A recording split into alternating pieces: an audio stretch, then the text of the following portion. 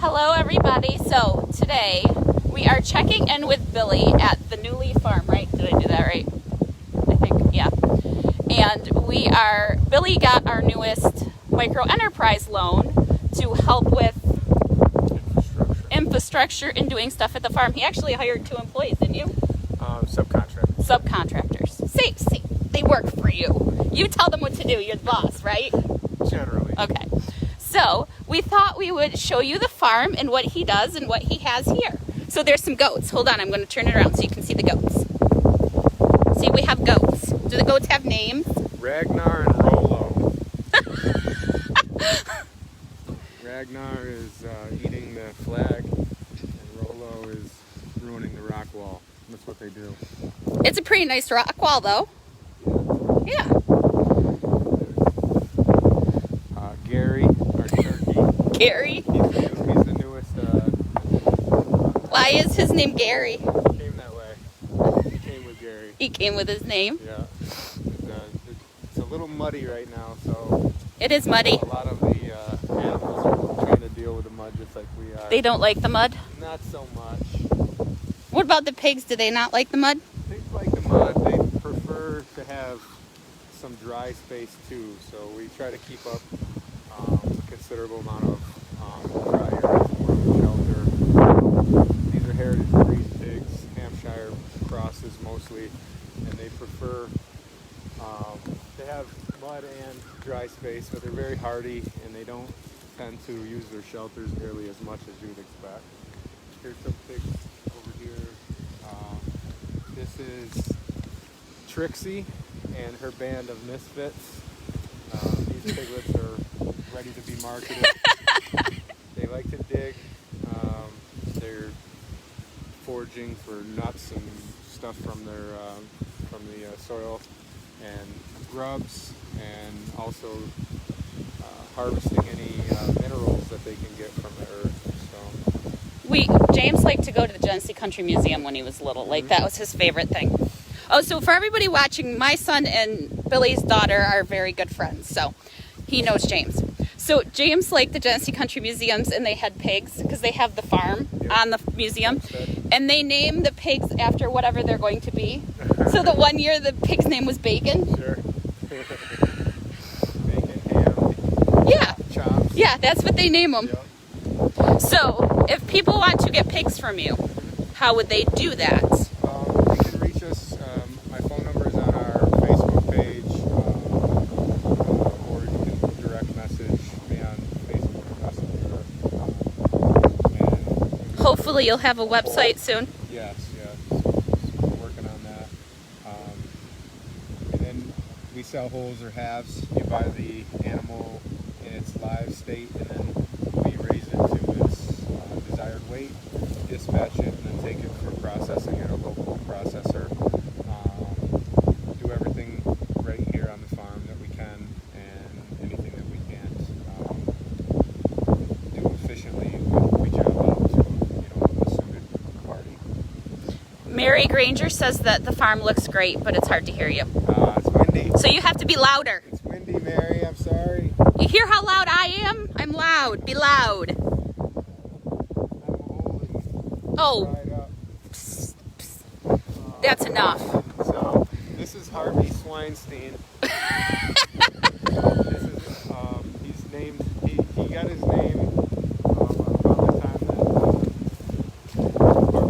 Harvey Yeah. Weinstein was in the news. But Harvey he doesn't really deserve such a name. He's really a sweetheart. He's responsible for most of the breeding on the farm. 50% of it. 50%?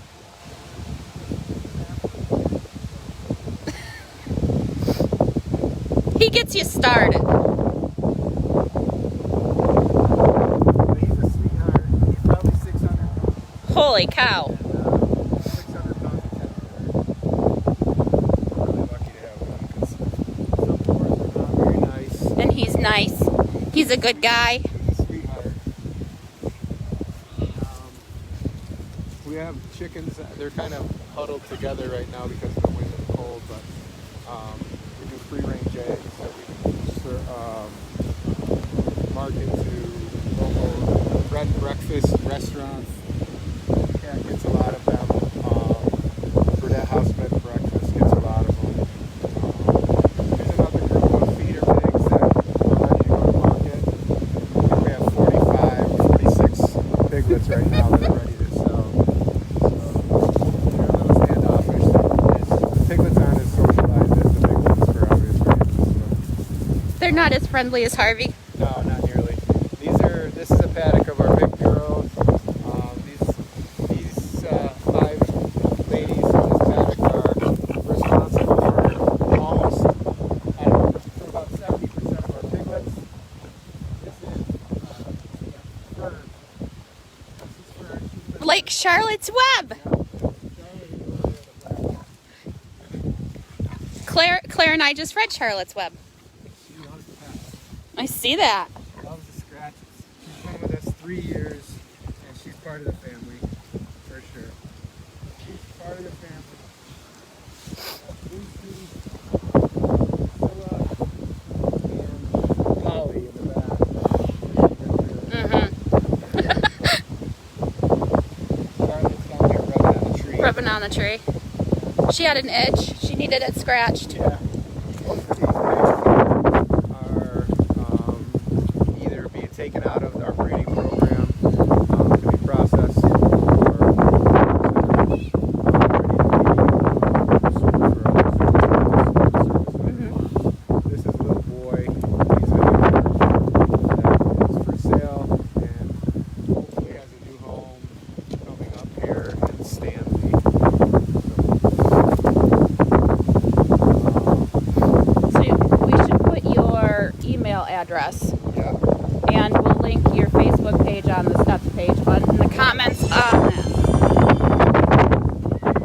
And Billy's very busy. He's always in demand. Right? Too much. Too much? Driving me crazy. Yes, Billy also has an electrical business. So if you need... Oh, that wind is wicked. The wind is wicked. Well, that's what happens when you have the lake. Right? Yeah, it comes with the view. The view, you get the wind. This is Carolyn. She's new to the farm. She hasn't had any piglets yet. So I expect her to be pregnant right now. I think we have 23 sows that should be pregnant. Sows and gilts that should be pregnant and are set to deliver in the next 2 months.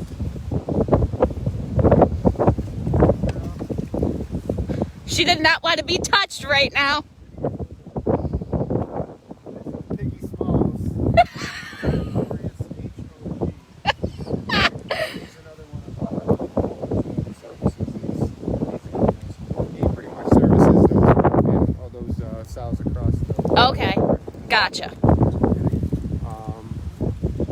other ones from down below that one American Guinea Hog that he's going to be making some crosses with. We have Hampshire cross with American Guinea Hog, which will be a good dual purpose lard pig, and also we believe he is fathering some piglets with a Idaho pasture pig that we have. That was given to us by Frank Reynolds. Okay, they're saying they can't hear you. You hold the phone, All right. because then they can hear you. So just... Piggy Smalls has piglets coming in the near future from an American Guinea Hog and an IPP that was given to us by Frank Reynolds.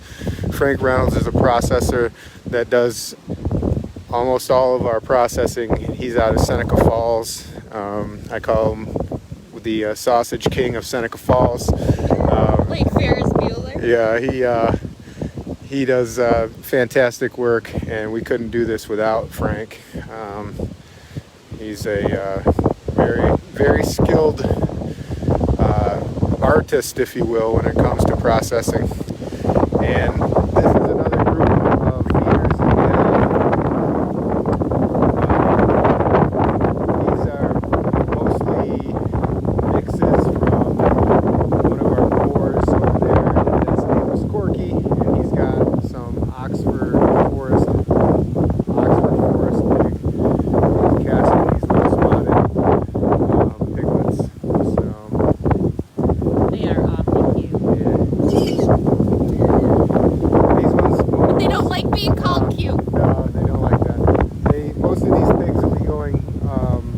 to other farms, small producers that can't hear Billy. It's too windy. Now they can hear you. When they buy a half a pig, it's all processed and packaged, correct? So now you just carry So the phone. you would, we would dispatch the animal on the farm and put you in contact directly with the processor, who would take the order and process it exactly how you want it. So if you want, a certain flavor of sausage or certain cuts of meat, he would process it specifically to your order. I think what she's asking is if they pay an additional fee to the processor. Oh yes, yeah.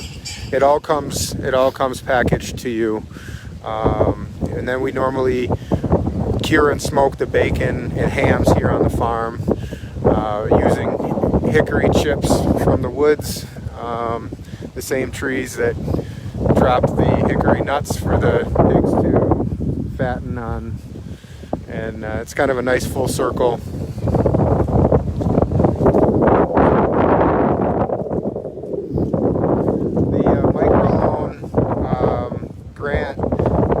Money is going to be spent on fencing and infrastructure to keep the paddocks more movable. And software. And some software for bookkeeping. But our idea is, our plan is, and our hope is to keep the animals moving through the woods so that they can harvest nut mass that falls from the trees, browse for low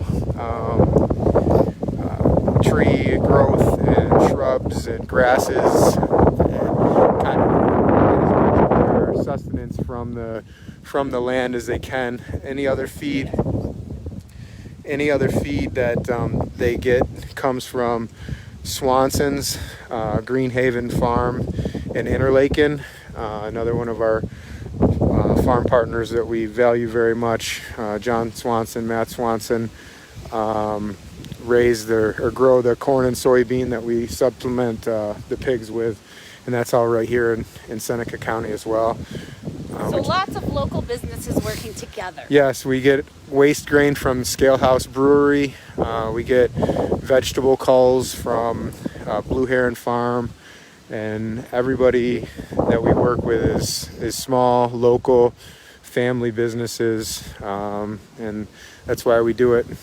Try to give something back to the community and create a product that's not only healthy, good for the soil and good for the community.